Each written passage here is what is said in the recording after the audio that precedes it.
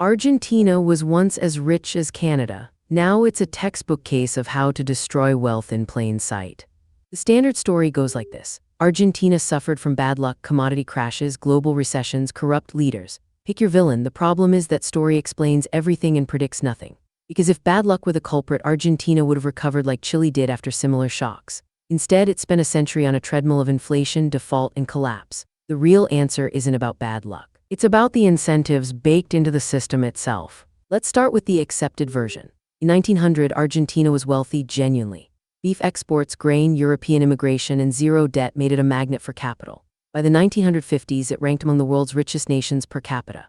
Then Juan Perón entered the picture, and the textbook says the rot began. Populist spending, nationalist policies, capital controls. Inflation spiked, reserves drained. Sounds straightforward. But here's where it breaks. Chile had Pinochet, arguably worse on the populism meter, certainly worse on human rights, yet Chile stabilized. South Korea had Park Chung-hee, authoritarian and nationalist. South Korea built an economy that works. Why didn't Argentina's bad leader diagnosis stick? Because the diagnosis was incomplete.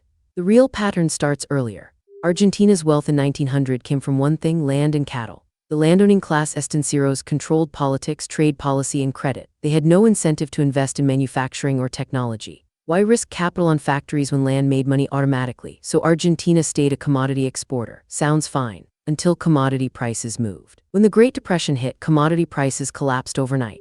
Argentina had no manufacturing base, no diversified economy, and a landowning class that had never needed to build one. So what happened? The government printed money to protect landowners from losses. Sound familiar? This wasn't stupidity. Nobody in this story is stupid. Look at what they were paid to see. A government protecting the constituency that funded them. Printing money worked until it didn't. Prices rose. Workers demanded wage increases. Employers raised prices to cover wages. More printing, more inflation.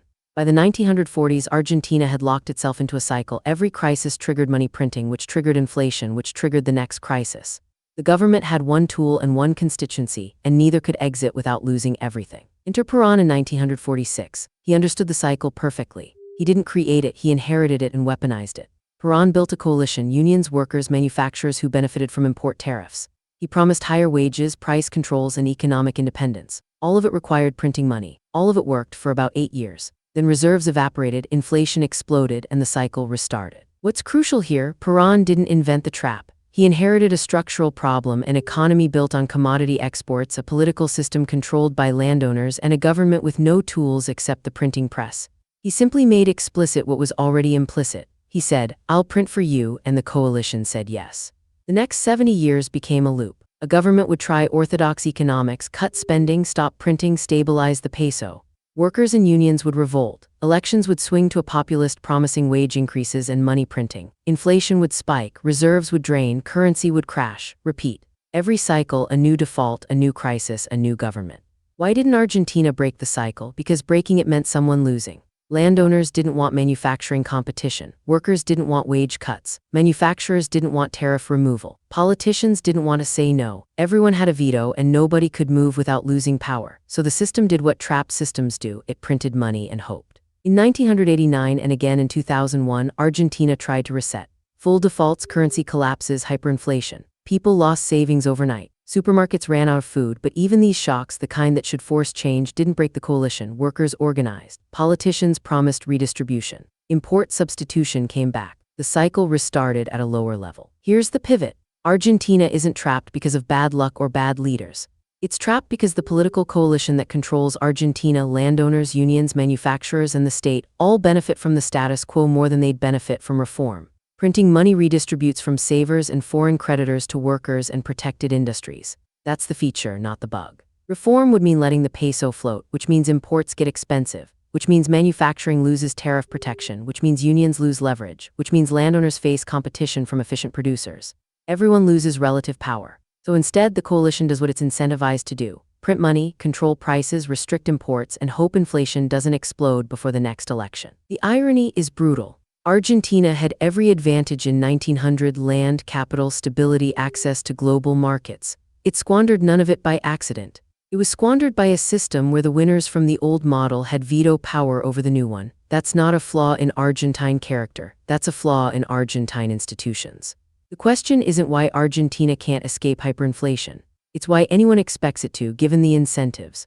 Breaking the cycle would require the coalition to voluntarily dismantle itself. That's not how politics works. It happens when external force, a military coup, a foreign creditor, a complete economic collapse forces it.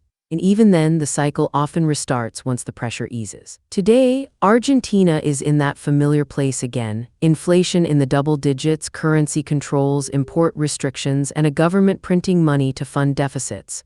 The same coalition is in power. The same incentives are at work. The pattern that's held for a century is holding still. This isn't a story about Argentina alone. It's a story about what happens when political power concentrates in coalitions that benefit from instability. When everyone who matters has a veto over reform, reform doesn't happen. The system prints money, inflates, defaults, and restarts. Argentina's century of crises isn't a mystery. It's the predictable output of a system designed not intentionally but effectively to prevent change. Understanding this pattern matters because it shows up everywhere in Turkey, Venezuela, Lebanon, and dozens of other countries caught in inflation spirals. It's not about competence or culture. It's about incentives. Follow the coalition, follow the veto points, and you'll predict the collapse before it happens. This video is for educational and informational purposes only and is not financial advice. Always do your own research. Subscribe for more geo-economic patterns that shape global power. There's a new unsolved crisis every week. Subscribe for more geo-economic patterns that shape global power. There's a new unsolved crisis every week. This video is for educational and informational purposes only and is not financial advice. Always do your own research.